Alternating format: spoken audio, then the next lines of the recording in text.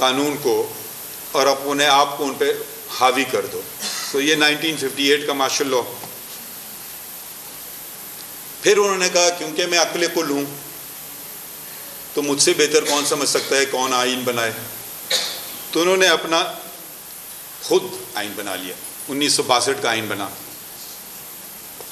उसमें जमहूरियत, एक तरह से जमहूरियत को ख़त्म कर दिया गया, क्योंकि उन्होंने कहा कि ये जो अवाम है पाकिस्तान की, ये तो इनमें इतना शऊर नहीं है, ये इतने अक्लमंद नहीं है, एक फ़िल्टर होना चाहिए और इनको संभालना भी बहुत ज़रूरी है। तो उन्होंने कहा कि बुनियादी एक नई चीज़ उन्होंने इस्तेमाल की, जमहूरियत, जो बेसिक डेमोक्रेट्स के नाम से, कि वो पता नहीं मेरे ख्याल में 80,000 थे, कि पहले अवाम उनको मुंतखब करेगी और फिर वो जा कर के आगे चल के सदर को मुंतखब करेंगे।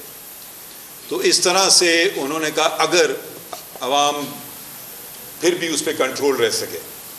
तो ये 65 में इलेक्शन हुए उस आइन के तहत, जिसको अगर आप आइन का दर्जा देना चाहते हैं, मगर तमाम ताकत के बावजूद, क्योंकि जब कोई नाइंसाफ़ी होती है वो ज़्यादा देर ठहरती नहीं है, तो वो शख्स जो आए थे बड़े धुआंधार तरीके से और अपने आप को मुसल्ला कर दिया था इस कौम पे, उनसे संभला नहीं गया। 1969 से लेकर 1971 तक उन्होंने एक और आमिर को संभाला कि भाई तुम संभालो, मैं चला। 1969 में 71 में फिर क्या होता है, एक बहुत मुश्किल वक्त था पाकिस्तान के लिए। पाकिस्तान टूट गया दिसंबर 1971 में।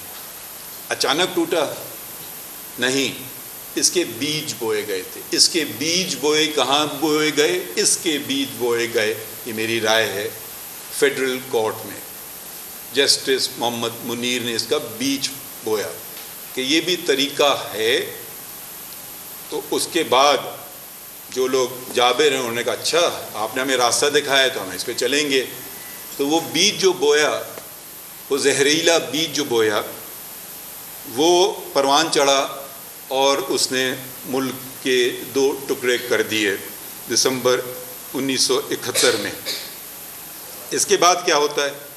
इसके बाद अबूरी या इंटरिम कॉन्स्टिट्यूशन तश्कील होता है 31 अप्रैल 1972 में।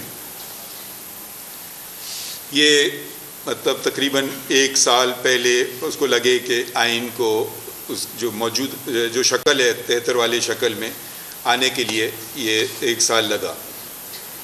ये जो आइन, और आइन किस दिन ये आगाज़ होता है? ये आगाज़ होता है आइन में, इसमें इंदराज है कि ये 14 अगस्त 1973 को ये इसका आगाज़ हुआ। इसके बाद क्या होता है?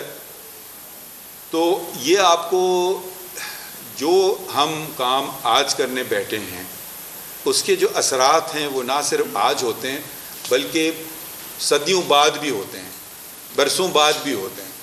तो अब एक जो जज्बा था, एक जो शऊर था, एक जो प्यार और मोहब्बत थी 1940 में, 1947 में, वो कितनी जल्द नफ़रतों में तब्दील हो गई। नफ़रतें ऐसे नहीं होती हैं, नफ़रतें की वजूहात होती हैं।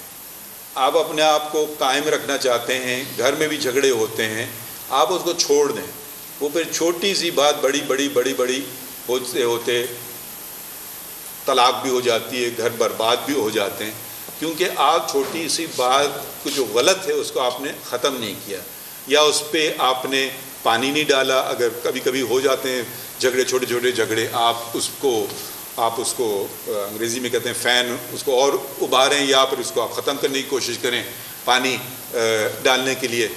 तो नई जब होते हैं तो ये मसले पैदा होते हैं। बहरहाल 71 में इस कौम का सर झुका हुआ था, शर्मिंदा कौम थी, इसका वक़ार अब बुलंद करना पड़ा। एक तरीके से जो किया गया और वो मेरे ख़्याल में था दूसरी इस्लामी सरबराही इजलास। ये हुआ फरवरी 1974 में। 57 ममालिक के सदर, प्राइम मिनिस्टर, बादशाह, हेड ऑफ स्टेट्स और जो उस वक्त के वज़ीर आज़म थे जुल्फ़िकार अली भुट्टो, उन्होंने मुजीबुर रहमान को भी दावत दी और बांग्लादेश जो मुल्क अलग बन गया था वो भी आए इसमें। तो एक ये यकजहती मैंने इसकी मिसाल इस्लामी तारीख़ में, मौजूदा इस्लामी तारीख़ में कम ही देखी है। और मेरे ख़्याल में यूनाइटेड नेशंस के बाद ये बल्कि यूनाइटेड नेशंस के अगर आप वेबसाइट पे जाएं, उनकी सबसे एक बड़ी बॉडी उसका तस्करा करते हैं कि ये यूएन तो सबसे बड़ी बॉडी है यूनाइटेड नेशन, अक़वाम मुत्तहिदा, मगर उसके बाद ये जो इजलास हुआ था दूसरी इस्लामी सरबराही इजलास, इसकी याददाश्त जो लोग लाहौर से वाकिफ़ हैं, वो एक तुर्की आर्किटेक्ट ने एक वॉबडा हाउस पंजाब असम्बली के सामने 155 फुट लंबा मीनार है, ये उसकी अक्कासी करता है उस यकजहती की। जब यकजहती हो, जब लोग मुत्तहद हों, तो अंग्रेज़ी में कहते हैं the sky is the limit. और जब ना हो, जब नफ़रतें, जब दुश्मनियाँ, जब झूठ, जब बदअखलाक़ी, फिर नतीजे हमें सोचना नहीं चाहिए, हमें सिर्फ अपने पीछे मुड़ के देखना चाहिए क्या उसके नतीजे निकलते हैं, और वो नतीजे मैंने आपको बता दिए हैं। और भी बहुत सारी बातें जो एक उन्होंने कहा मैं मुख्तसर बात करूँगा, मुख्तसर बात करना कोशिश करूँगा कि आप मेरी तो हो गई कि मैं लंबी सी बात करूँगा, सवाल कम से कम आए, मगर प्रोफेसर मुश्ताक साहब को की भी बात रखनी है। हवाए नफ्स की है हुक्मरानी, लुटेरा कर रहा है पासबानी। बोल न्यूज के मार्केटिंग हेड आकाश राम ताहा लापता, तफ्तीशी इदारे जवाब देने से कासिर। अहले खाना परेशान, बेटे की जुदाई में माँ गम से निढाल। जो बच्चो हिंदू हुआ पर आए थे जो को पाकिस्तानी, मुझे मेहरबानी करे पंहिंजो आकाश वापस कयो। हुकूमत से बेकसूर और मुहिब्बे वतन बेटे की बाजियाबी के लिए फरियाद। आकाश राम के अगवा के खिलाफ अहले खाना की जानिब से सुप्रीम कोर्ट में दरख्वास्त दायर। सुप्रीम कोर्ट के चीफ जस्टिस उमर अता बंदियाल से आकाश राम के अहले खाना की जल्द समाअत की इस्तदा।